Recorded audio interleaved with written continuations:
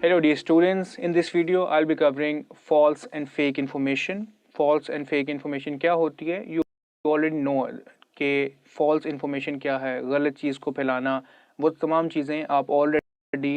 Instagram के ऊपर, Facebook के ऊपर, सोशल मीडिया ऐप्स जो हैं उसके ऊपर एक दूसरे के साथ बहुत ज़्यादा शेयर करते हैं। लेकिन उन तमाम चीज़ों को लॉ किस तरह से रेगुलेट करता है, इस वीडियो के अंदर इस चीज़ को देखेंगे।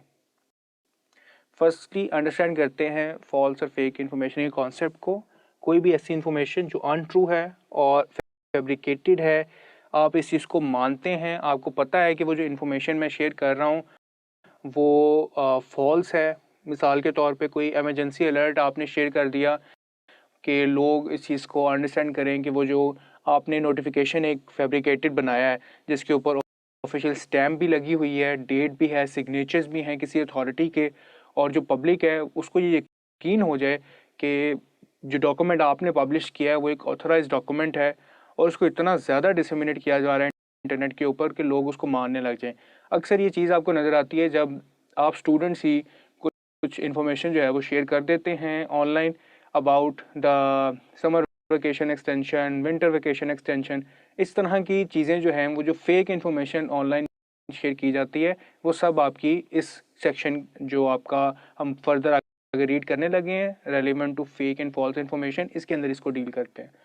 अब वो इन्फॉर्मेशन आपकी कोई रूमर्स हो सकते हैं, कोई फैब्रिकेटेड आपका ऑलरेडी एक डिज़ाइन पैटर्न है, एक मैसेज है, उसके अंदर कुछ चेंजेस आप करके फिर उसको आप अपडेट कर रहे हैं, तो वो सब चीज़ें आपकी फॉल्स एंड फेक इन्फॉर्मेशन के अंदर आ जाती हैं।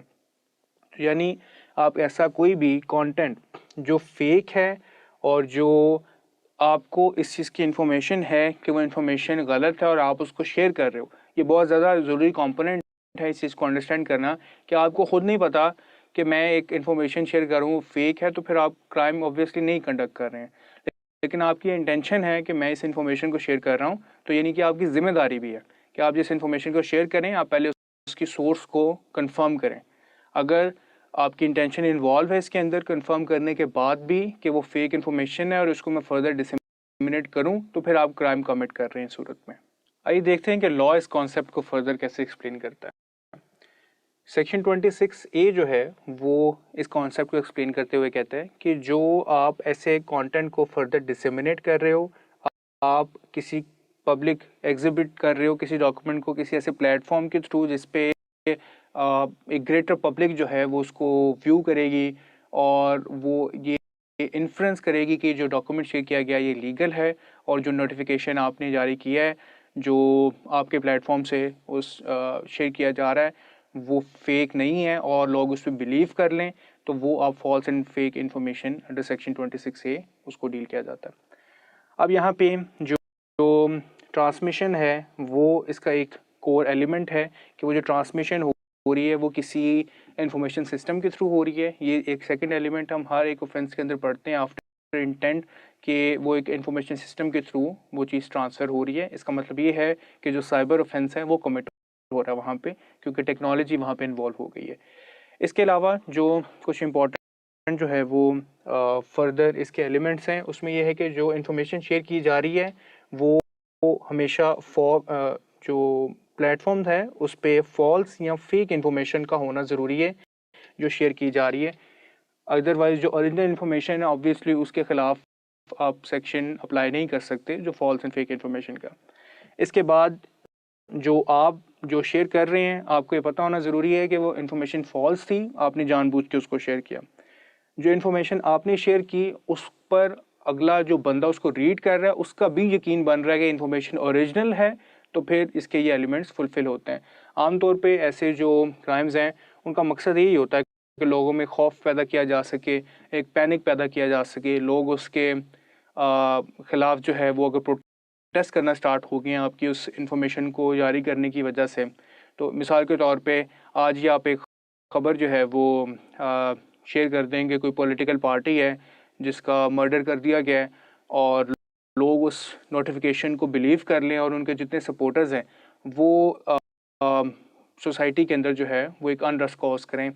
तो ये सारा जो बेसिस है आपके उस नोटिफिकेशन के ऊपर हुआ है, तो जो एक ग्रेटर पब्लिक को जो नुकसान होता है उसकी वजह से आप जो है वो इक्वली इस ऑफेंस के अंदर ट्रीट किए जाएंगे अंडर लॉ। सेक्शन 26A जो है वो इस ऑफेंस की जो फाइन है उसको एक्सप्लेन करता है कि 2 मिलियन तक का फाइन कोर्ट्स इसमें ग्रांट कर सकते हैं किसी भी ऑफेंडर को, और 3 ईयर्स तक का जो इम्प्रिजनमेंट है वो साइन की जा सकती है ऐसे ऑफेंसेस जिसके अंदर सेक्शन 26A अप्लाई हो रहा है। इस वीडियो के अंदर आपने सेक्शन 26A देखा और इसकी यही इम्पोर्टेंस है कि ये लोगों में जो मैस पैनिक है,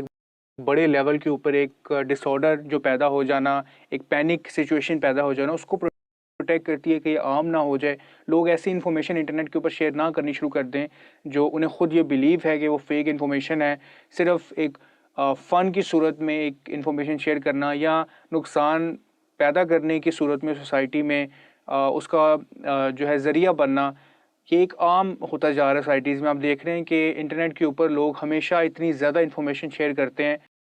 जो बल्क ऑफ इंफॉर्मेशन मौजूद है उसमें से बहुत ज़्यादा जो इंफॉर्मेशन का पार्ट है वो सब फेक एंड फॉल्स होता है और उसको फैब्रिकेटेड होता है, लोगों ने बिल्कुल भी उसको वेरीफाई नहीं किया होता और एक लार्जर पब्लिक उसको बिलीव कर रही होती है और फर्दर शेयर कर रही होती है। तो इन सब चीज़ों को कंट्रोल करने के लिए जो सेक्शन 26A इंसर्ट किया after the recent amendment in cyber crimes law, तो इसकी ये जो कंट्रोल और रेगुलेट करने का जो बिहेवियर है सोसाइटी के अंदर, ये एक पॉजिटिव इम्पैक्ट लेके आएगा सोसाइटी में। अब ये पार्टीज़ जो इसमें जो ज़्यादा प्रोटेक्टेड हो सकती हैं वो आम पब्लिक भी हो सकती है, वो गवर्नमेंट ऑर्गेनाइजेशंस भी हो सकती हैं जो जिनके ख़िलाफ़ आम तौर पे लोग ऐसी इंफॉर्मेशन को शेयर करते हैं। तो एमरजेंसी की सिचुएशंस में या कोई नेचुरल डिज़ास्टर्स हो रहे हैं उनके बारे में अगर आप कोई फेक इन्फॉर्मेशन शेयर कर रहे हैं जो लोगों के दरमियान जो है वो एक पैनिक क्रिएट कर रही हैं, तो ऐसी चीज़ों को कंट्रोल करने के लिए सेक्शन 26A का होना बहुत ज़्यादा ज़रूरी था इस लॉ में। इसके अलावा जो फ्रीडम ऑफ एक्सप्रेशन है वो बहुत ज़्यादा आर्बिट्रेरली यूज़ किया जाता है। लोगों का ये राइट जो है अंडर कॉन्स्टिट्यूशन कि ये मेरा राइट है कि मैं बात कह सकता हूँ, इसके ऊपर एक चेक का होना भी ज़रूरी है ऑनलाइन मीडियम के ऊपर। मिसाल के तौर पे आप सोशल मीडिया यूज़ कर रहे हैं और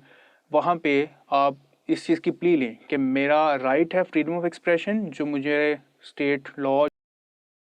कॉन्स्टिट्यूशन है वो प्रोवाइड करता है, फंडामेंटल राइट है मेरा, तो मैं कुछ भी बोल सकता हूँ। तो वो जो कंट्रोल है मेरे ऊपर उस ऑनलाइन मीडियम के ऊपर, वो सेक्शन 26A जो है वो प्रोवाइड करता है कि मैं जो बात कर रहा हूँ वो ऑथेंटिक होना ज़रूरी है। मैं हर बात नहीं कम्युनिकेट कर सकता जिसका जो इम्पैक्ट है वो पूरी सोसाइटी के ऊपर या पूरे मुल्क के ऊपर जो है वो आए। तो इन सब चीज़ों का ख्याल रखते हुए सेक्शन 26A की इम्पोर्टेंस है, और इस वीडियो के अंदर आपने सेक्शन 26A को ही सिर्फ देखा। फर्दर जो प्रोविजंस रिमेनिंग है उनको नेक्स्ट अपकमिंग वीडियोस में कवर करते हैं।